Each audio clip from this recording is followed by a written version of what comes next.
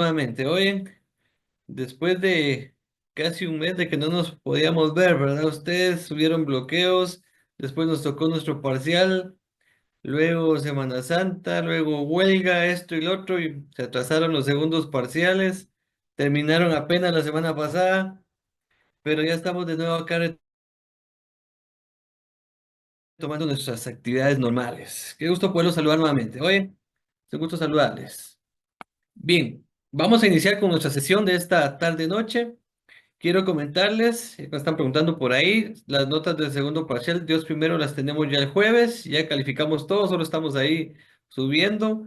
Tuvimos algunos inconvenientes con algunos, déjenme comentarles. No sé por qué razón utilizan lapiceros que la tinta se borra y a los 3 días que empezamos a calificar ya no se miraba nada, pero ahí vimos cómo poderles apoyar para que no se quedaran sin ningún punto. Oye, bueno. Vamos a retomar entonces nuestras sesiones de este su curso de Derecho Administrativo 2.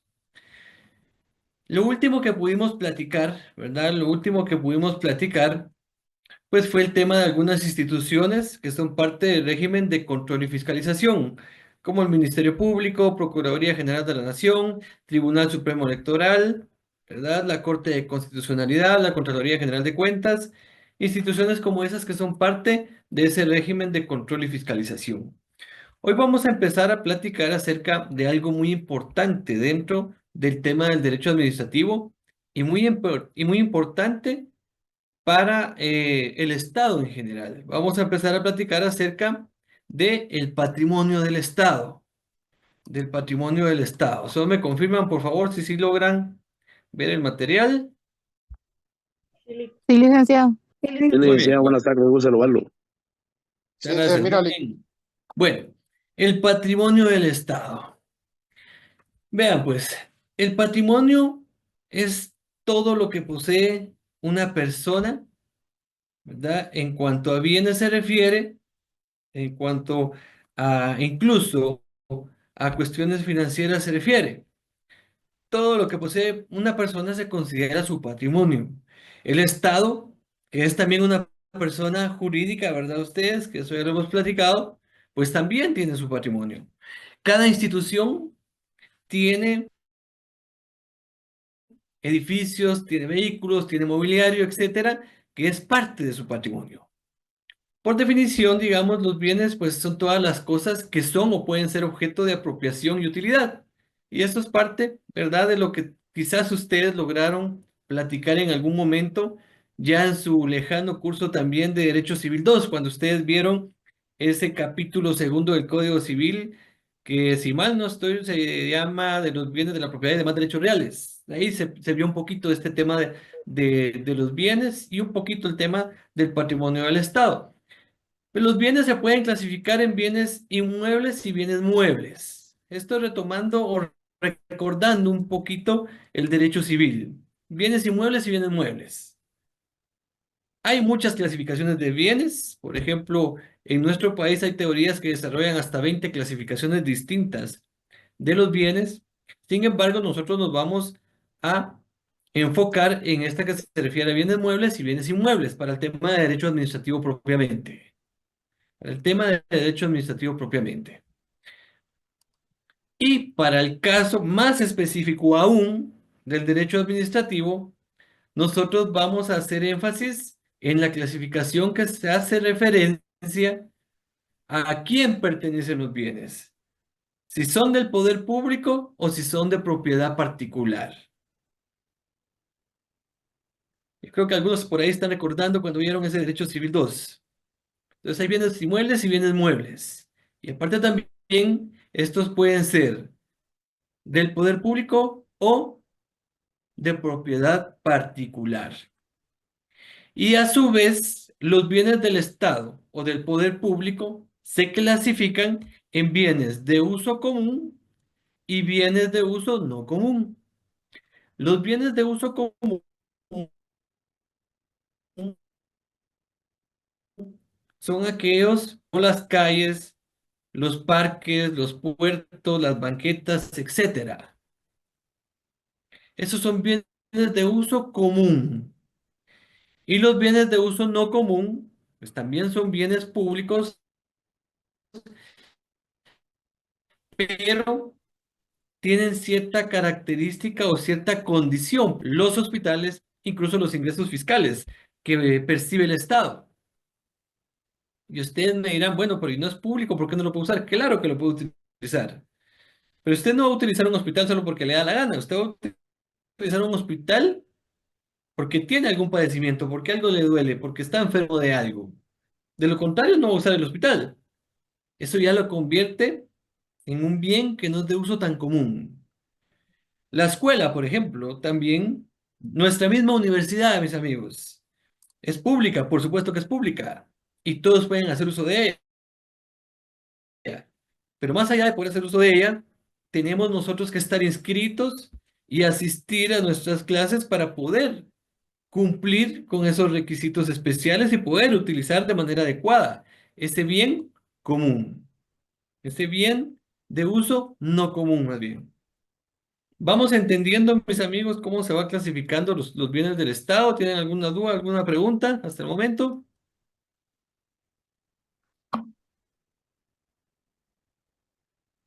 Todo claro, Lick, gracias. Bueno, continuemos entonces.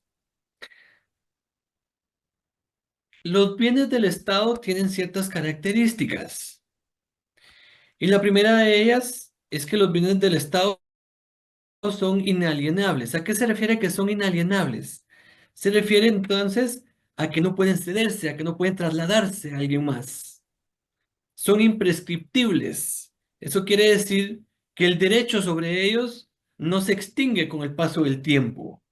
Son inembargables, es decir, que no pueden en ningún momento extinguirse la propiedad sobre ellos porque el Estado debe alguna deuda.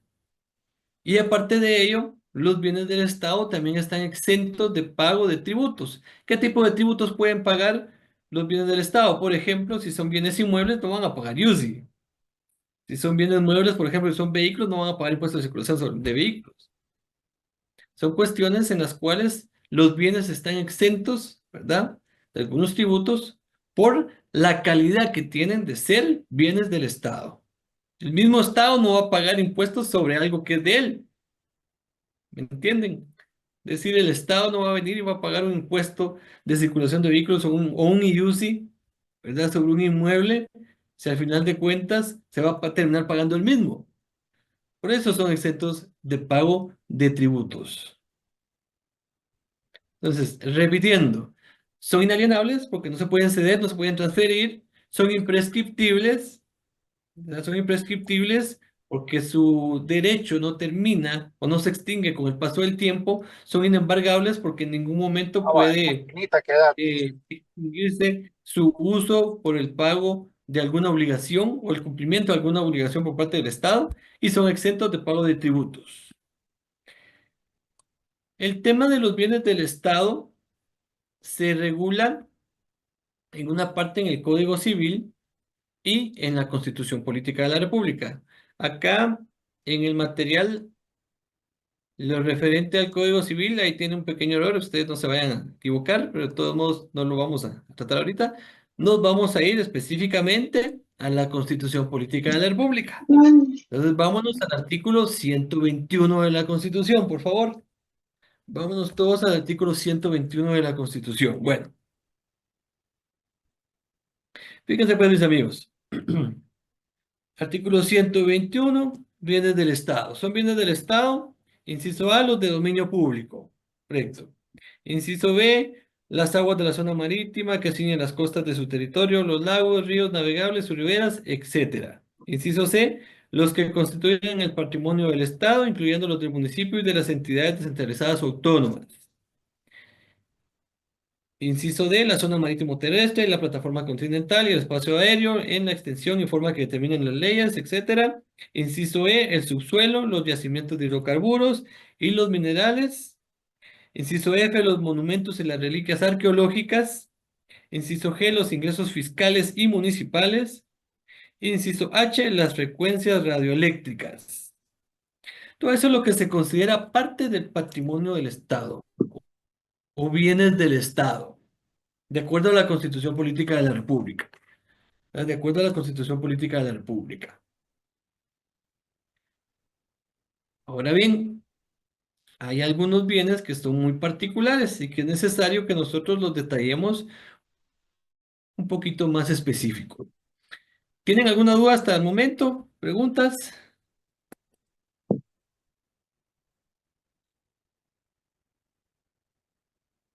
¿Dudas, preguntas, mis amigos?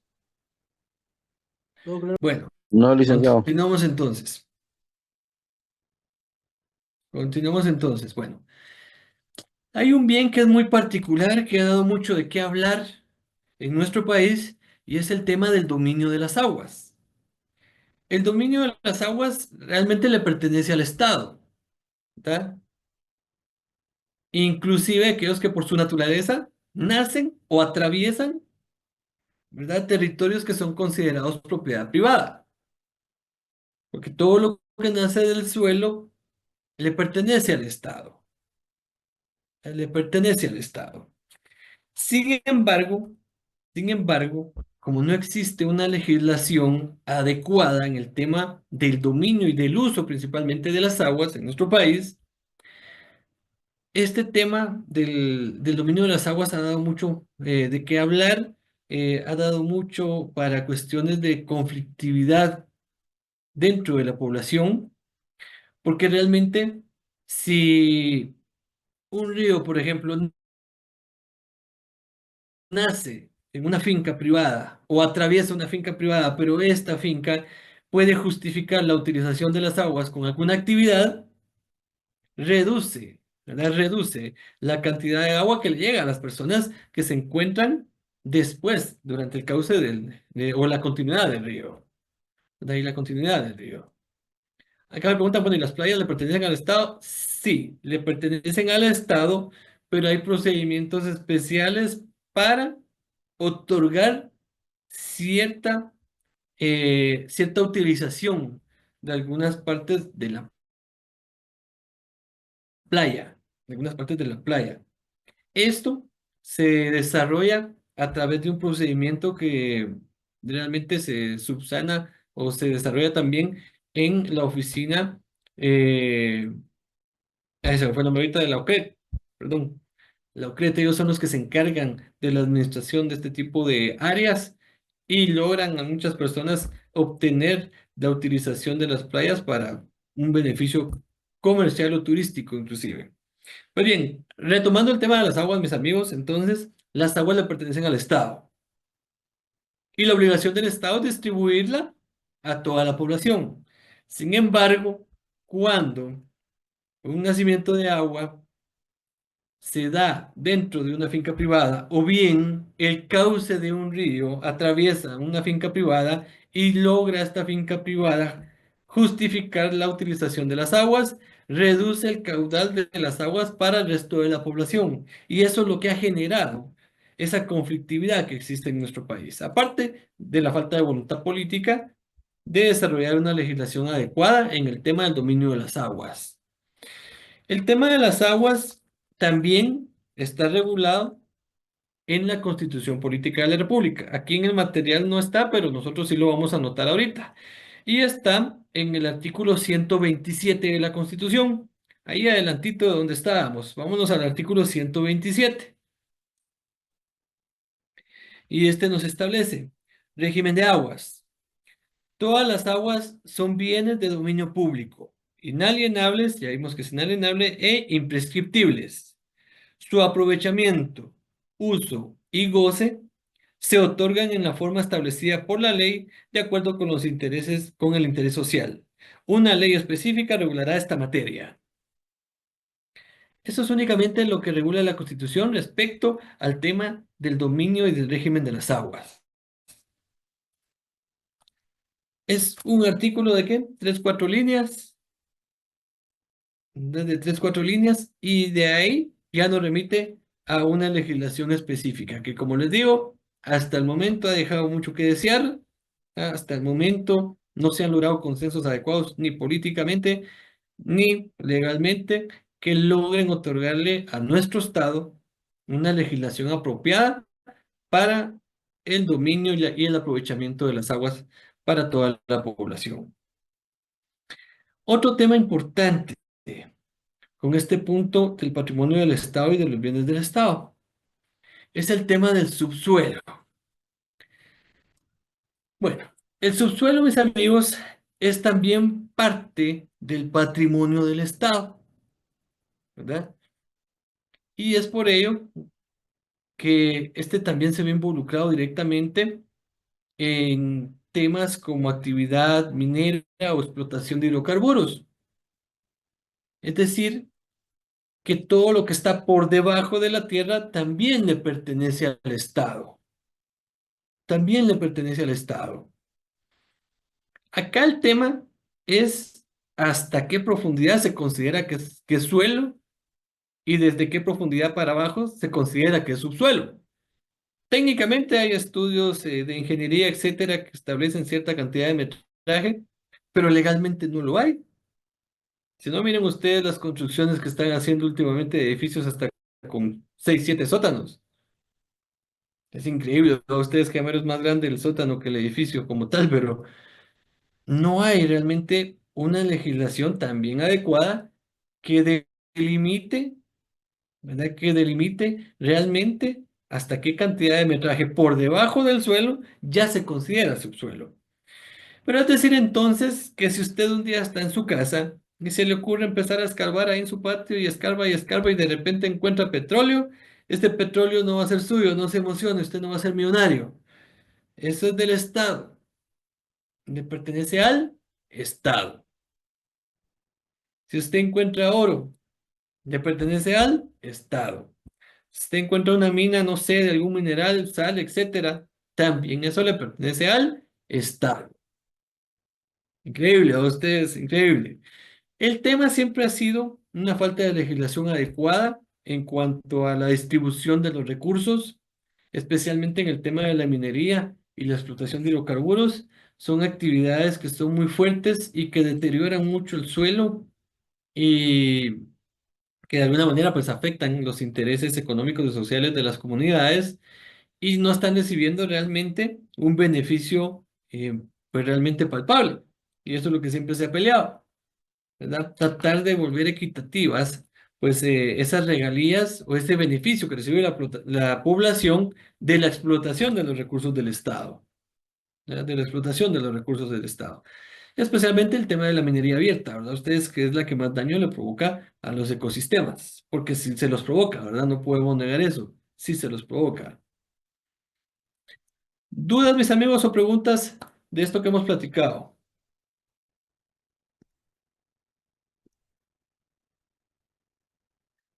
¿Dudas o preguntas? Todo claro, ¿Dudas licenciado. Licenciado, todo claro. Muy bien, muchas gracias. Bueno, como les decía entonces, son temas que es necesario como que extraer de la generalidad de los bienes del Estado por lo especial que son, tanto las aguas como el subsuelo. Creo que ustedes se han dado cuenta siempre de esa conflictividad que existe, de problemas que existen en muchas comunidades, y a veces ni siquiera están lejanas de acá de la ciudad capital, ustedes están muy cerca. Por ejemplo, San Pedro de Ampuc, recuerdo yo que hay un problema ahí con una mina, recuerdo yo, y así, en varios lugares en donde ha generado este tipo de conflictividad. ¿Por qué? Porque pues los beneficios no son los que se esperan. ¿No? Los beneficios no son los que se esperan. No son los que se esperan los beneficios. Bueno, sí, me preguntan el fundamento en el tema del suelo y del subsuelo. Ahorita vamos a ir con eso, se me estaba pasando porque no lo tenemos anotado aquí en el material. Pero bueno, el artículo 125 de la Constitución nos desarrolla un poquito este tema del subsuelo y el tema de los recursos naturales no renovables. El artículo 125 nos establece explotación de recursos naturales no renovables. Se declara de utilidad y necesidad públicas la explotación técnica y racional de hidrocarburos, minerales y demás recursos naturales no renovables. El Estado establecerá y provisionará las condiciones propias para su explotación exploración y comercialización. Para que lo anotemos por ahí, por favor, que no se nos vaya a pasar.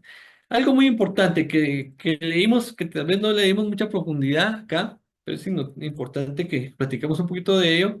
Cuando leímos el artículo 121 de la Constitución, hicimos referencia al tema de las radiofrecuencias, etcétera, que también son parte del patrimonio del Estado, que no lo miramos, ¿verdad ustedes? Porque nosotros no miramos las radiofrecuencias, es algo quizás, no sé, no palpable a la óptica común, pero existe y es propiedad también del Estado y se vende. O sea, digamos, lo que vemos nosotros en televisión con canales propiamente nacionales es parte del Estado. Son frecuencias que tiene el Estado que de alguna manera concede a través de una concesión su utilización. De igual manera las radios. ¿Verdad? De igual manera las radios. Y por eso es que ustedes se dan cuenta todas las campañas que hay en contra de radios que se consideran ilegales porque utilizan radiofrecuencias que no han sido otorgadas por el Estado, ¿verdad? Que no han sido otorgadas por el Estado, porque todo eso es también parte del patrimonio del Estado. Bien, continuemos entonces, mis amigos. El siguiente punto es la adquisición de los bienes del Estado. ¿Cómo le hace el Estado para adquirir bienes? Pero este punto 5.4 y el 5.5 lo vamos a ver el próximo jueves. ¿Por qué? Es un tema un poquito largo y no quisiera dejarlo a medias para terminarlo en la siguiente clase. Prefiero llevármelo en una sola clase para que no nos perdamos. Oye, para que no nos perdamos. Sí lo vamos a ver, pero lo vamos a ver el próximo jueves. Tanto el 5.4 como el 5.5. Oye, entonces desde ya les digo, el próximo jueves necesitamos la ley de contrataciones del Estado a nuestro alcance, a nuestra mano, por favor.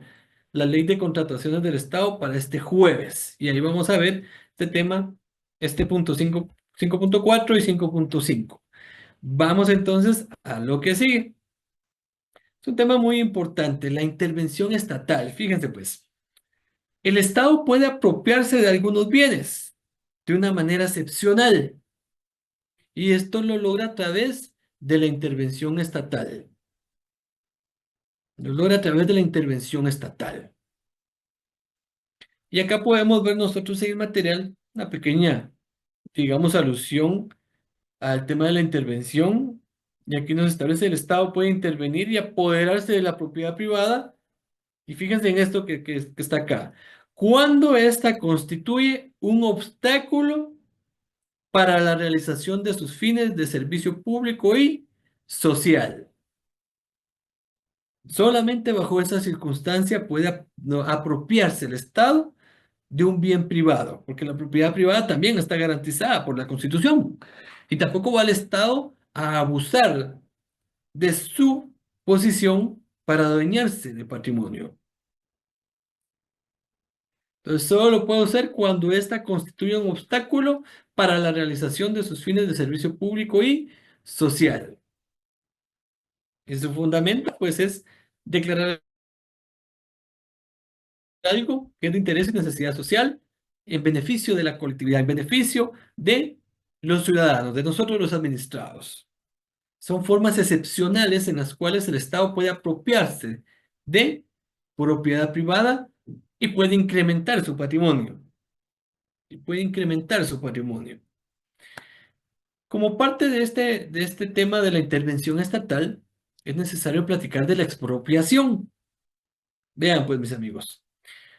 La expropiación es realmente un procedimiento administrativo en el cual el Estado se adueña de un bien que es propiedad privada, que es propiedad privada.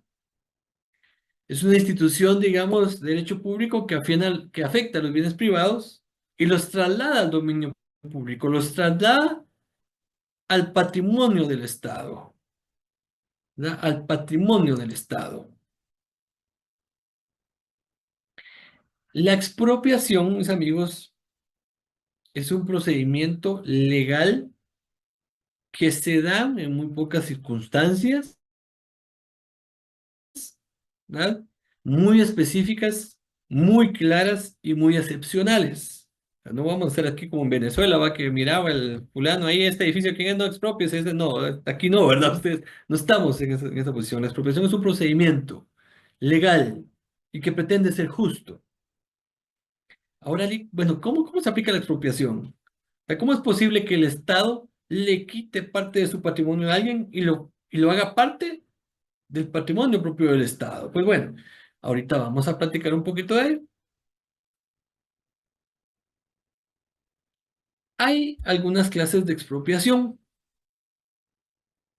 Está la expropiación voluntaria, que es cuando el particular cede la propiedad de un bien de su patrimonio al Estado previo, previo al pago de una indemnización y declaración de utilidad y necesidad.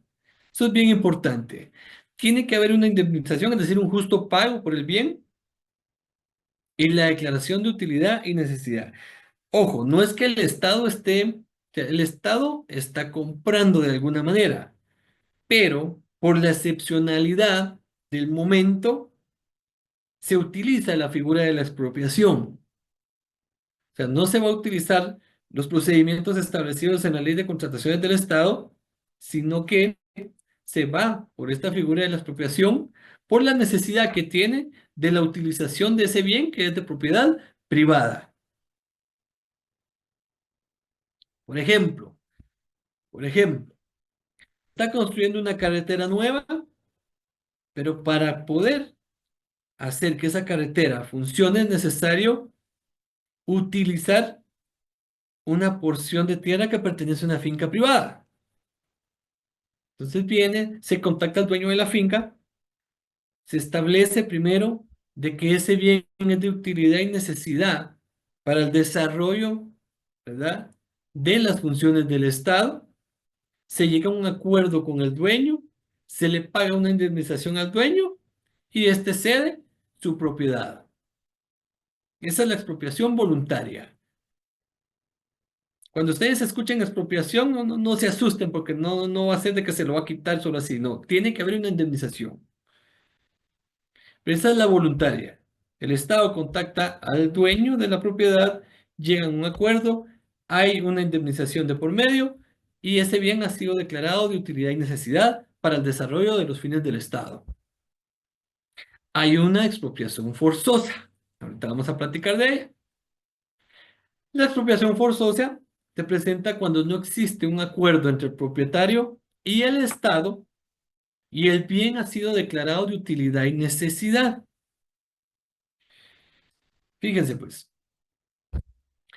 esto se dio cuando se estaba construyendo el famoso libramiento de Chimaltenango, que todos conocen el libramiento de Chimaltenango, ¿verdad usted? Bueno, resulta que este proyecto pasó como 10 años para que se ejecutara porque los dueños de algunas de las fincas que iba a atravesar el libramiento pues habían elevado por completo el precio de sus terrenos, de sus fincas. Y no había un acuerdo entre el Estado y los dueños, porque realmente el precio que estaban poniéndole a sus fincas era de verdad desmedido.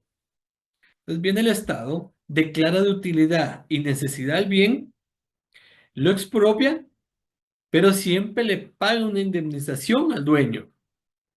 No hay un acuerdo entre el propietario y el Estado. El acuerdo no está en el monto del bien, pero siempre el Estado le paga una indemnización y lo declara de utilidad y necesidad, porque si no lo declara de utilidad y necesidad, no lo puede expropiar, pero es necesario que lo haga para continuar con el proyecto que va a beneficiar a la población.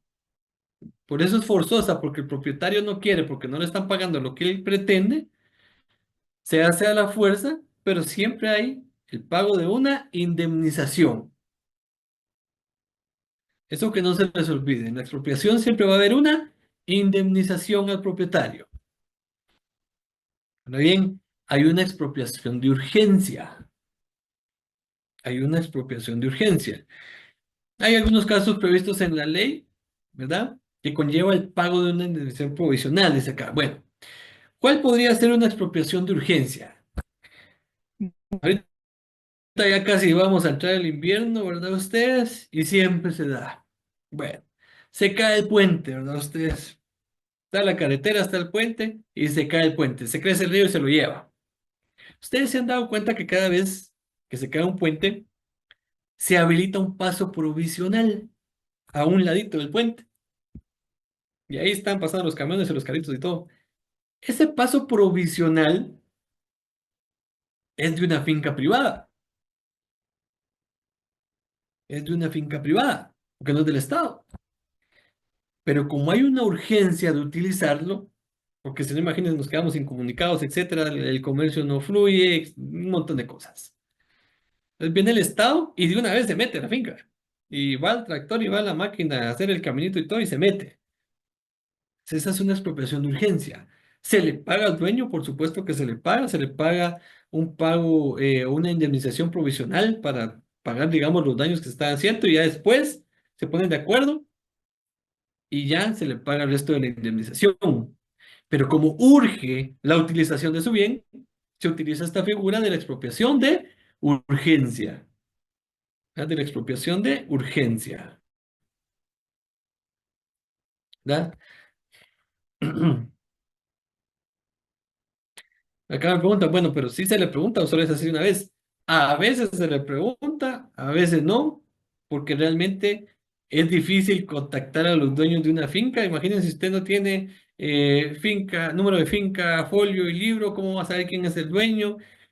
Regularmente se dejan ir con los tractores y aparece el dueño rapidito, ¿va? Entonces ahí ya se le hace el pago de esa indemnización provisional de esta indemnización provisional, porque al inicio, ¿quién va a saber de quién es esta finca? No, bueno, los pobladores siempre saben, pero de aquí que se le contacta, ¿verdad? Ustedes a veces ni siquiera están en el país, pero pero urge, ¿verdad? Adelante, Cristian. Muchas gracias, Lick. Una Cristian nos consulta. había lanzado, En ¿no? el caso Ujú. de que, si fuera, en el caso de que es de, pues, urgencia, pero si no lo quiere vender ese pedazo, sino que solo alquilar, por así decirlo, mientras se reconstruye eso, ¿se puede llegar a ese acuerdo? O sí tiene que ser como que la venta.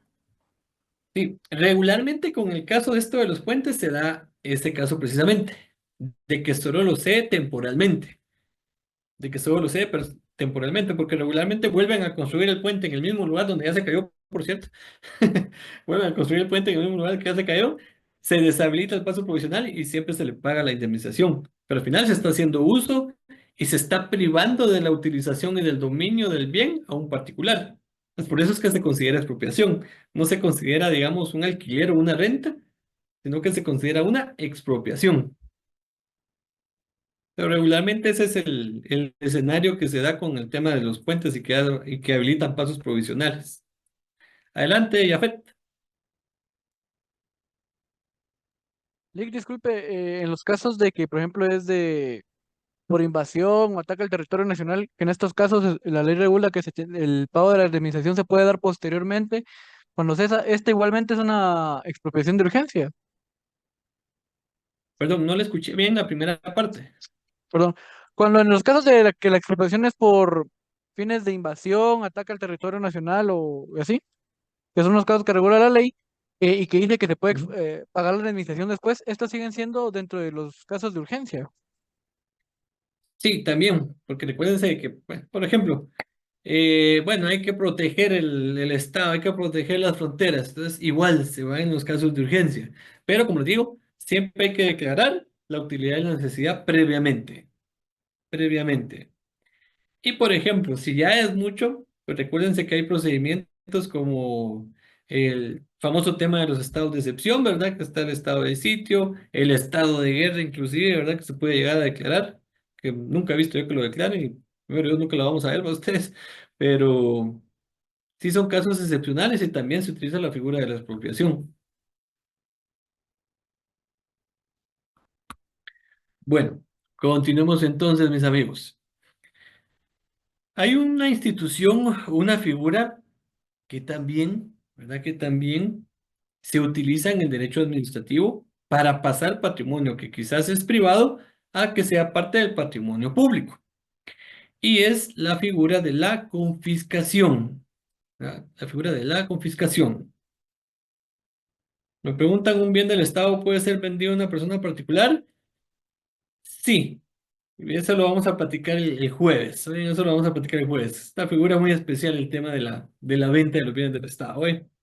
Bueno, 6.2, confiscación. Bueno, la confiscación, el comiso o decomiso, pues es el acto de incautar o privar de las posesiones o bienes sin compensación. Ojo, sin compensación, pasando ellas al erario público. Y se considera un primer paso hacia la nacionalización, ¿verdad? Hacia la nacionalización. Pero, ¿qué es la confiscación realmente? ¿Qué es la confiscación? Bueno, confiscar, como bien lo establece acá, es privar de una posesión a una persona, es quitárselo de alguna manera. Ahora, ¿qué diferencia hay entre la confiscación, que quizás estamos hablando acá en el tema de derecho administrativo, y solo para recordar ahí, solo para antes de pasar a este punto, el tema de la expropiación está regulado en el artículo 40 de la Constitución Política de la República, para que lo anotemos también por ahí, por favor. Artículo 40 de la Constitución Política de la República. Y ahí podemos encontrar algunas cuestiones del tema de la expropiación. Bueno, pues la confiscación, como les decía, es el acto por medio del cual el Estado priva de la utilización de un bien a una persona particular. De un bien a una persona particular. ¿Y por qué está privando de la utilización de este bien a esta persona particular? Porque lo está utilizando, ¿verdad? Lo está utilizando de manera inadecuada, en demérito de los ciudadanos o incluso en contra de los intereses que persigue el Estado. Ahora, es distinta la confiscación de la que estamos hablando acá en derecho administrativo que lo que se realiza en un procedimiento penal. Que ese es un secuestro que posteriormente puede incluso pasar a extinción de dominio. Son diferentes temas. Extinción de dominio, que también es un tema que no es penal, por cierto, es un tema más bien económico, es distinta a la confiscación. ¿Por qué? Porque la confiscación, los bienes, ¿verdad? Los bienes que el Estado está privando de su utilización o de su derecho al particular han sido obtenidos de forma legítima. Mientras que en extinción de dominio, los bienes que el Estado está privando, está secuestrando al particular, han sido obtenidos de forma ilegítima. Esa es la diferencia. La naturaleza, ¿verdad? La naturaleza de los fondos que utilizaron para adquirir esos bienes. Esa es la diferencia entre confiscación y la que conocemos como extinción de dominio. Para que no se vayan a confundir hoy, para que no se vayan a confundir. Que al final resulta siendo, pues siempre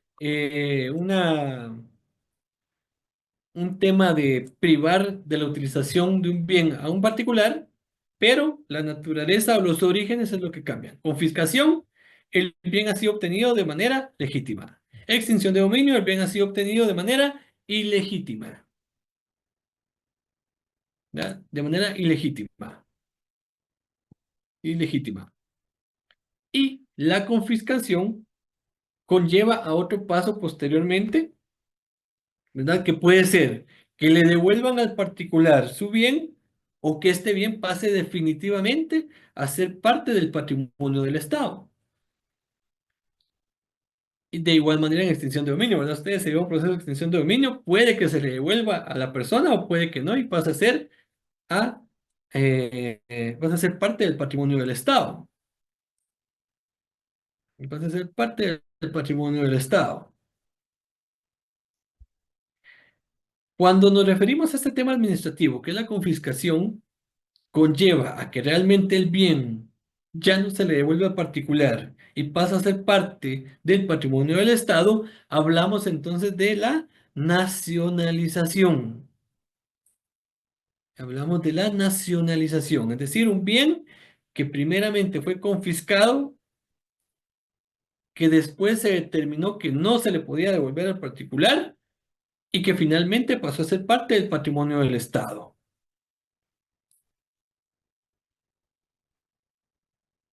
Regularmente el tema de la nacionalización se utiliza cuando se van a intervenir instituciones o empresas que prestan un servicio público.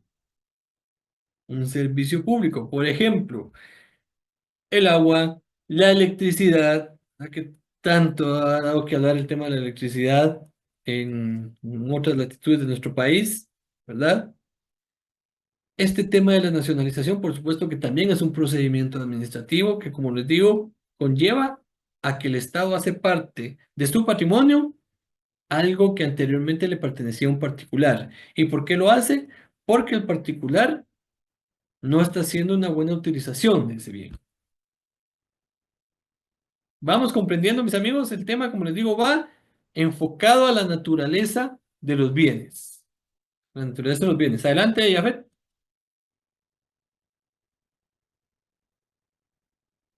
Sí, Lick, una pregunta. Personas que llevan dólares, digamos, pero es dinero que no, o sea, no es dinero falso, sino es dinero real. Lo que pasa es que no lo pueden justificar. Te da la ocasión de que, bueno, se confisca y posteriormente, bueno, se declara culpable por el delito, pero este dinero lo vuelven, el Estado lo pone en circulación, ¿no?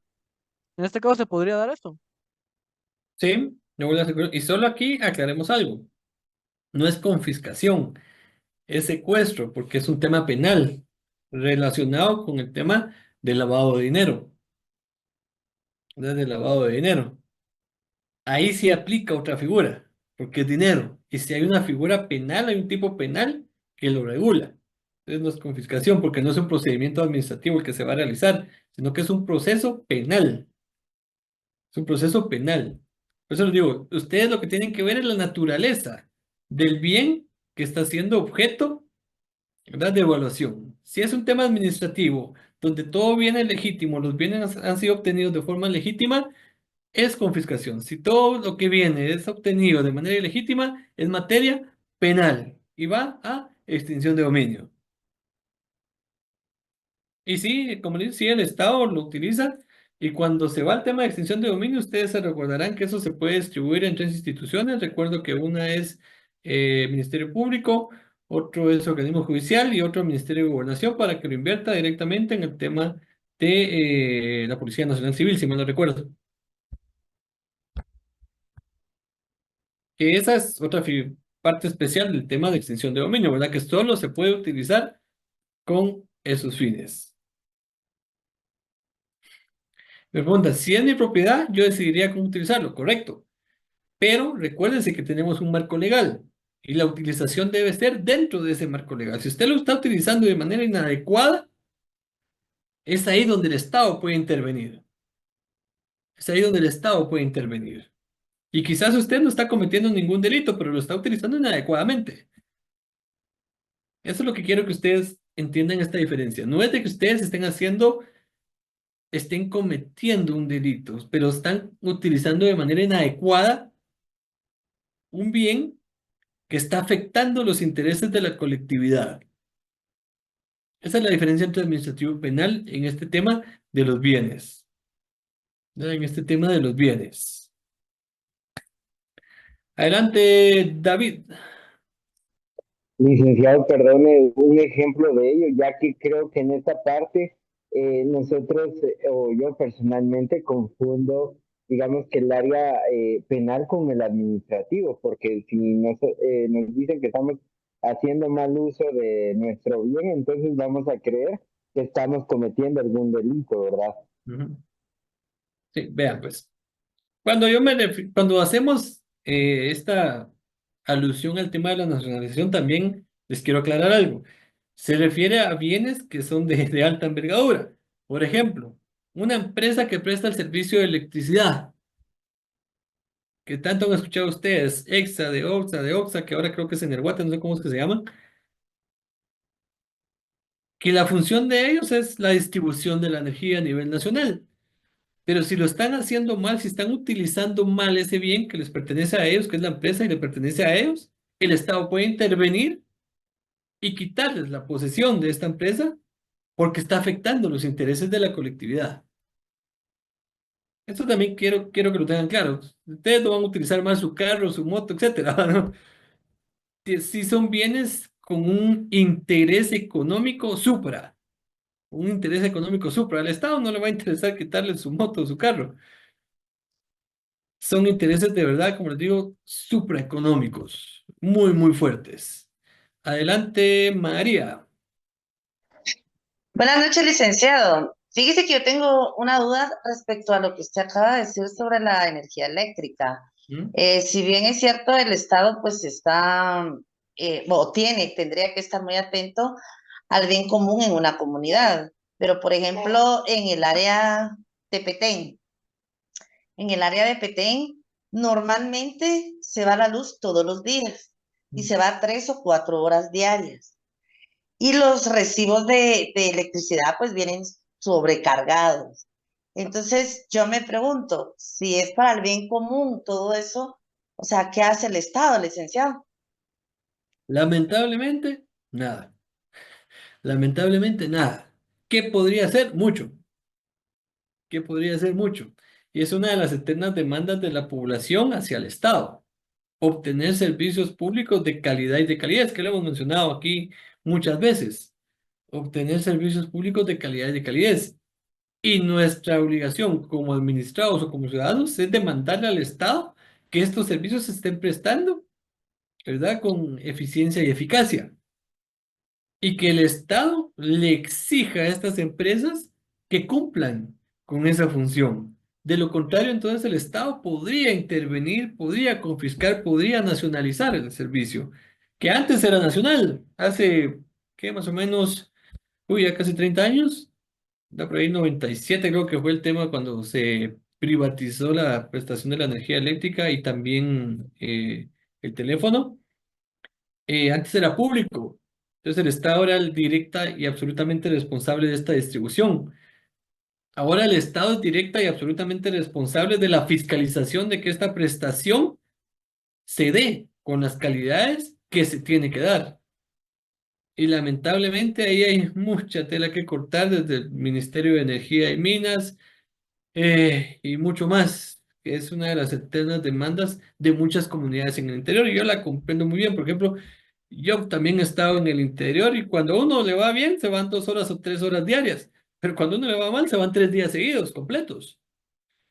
Y es de verdad un dolor de cabeza ustedes pasar sin luz un día completo o varios días completos, negocios que se van a la quiebra, productos que se descomponen, etcétera.